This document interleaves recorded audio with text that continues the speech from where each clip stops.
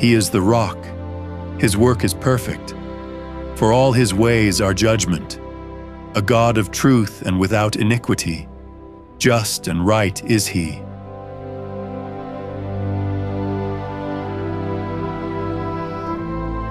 Experience this day with God.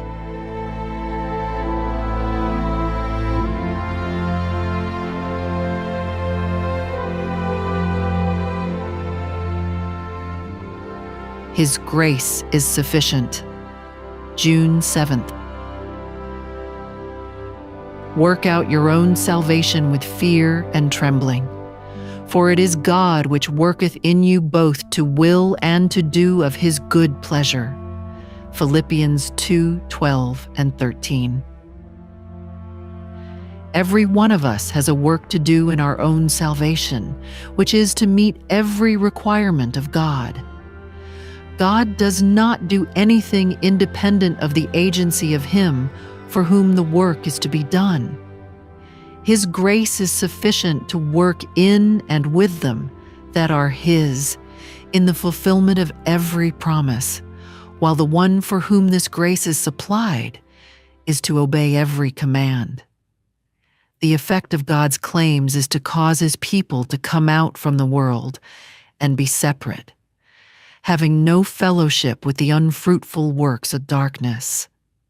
Without holiness, no man shall see the Lord.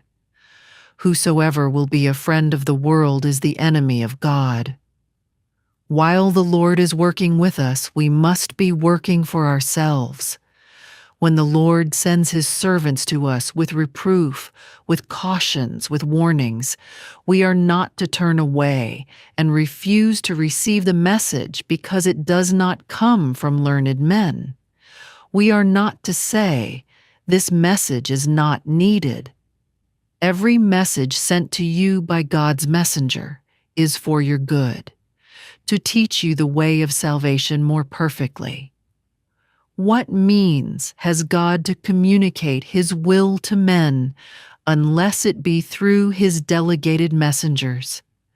And are you not afraid to select that portion of the message that pleases you and reject that which crosses your track? You must not give expression to your doubts. They are the suggestions of Satan.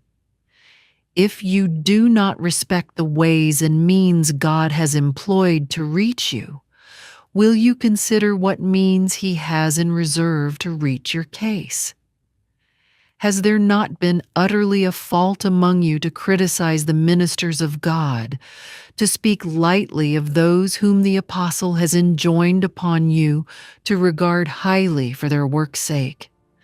Will men and women with very limited experience refuse to be helped by the very means God has ordained, his ministers?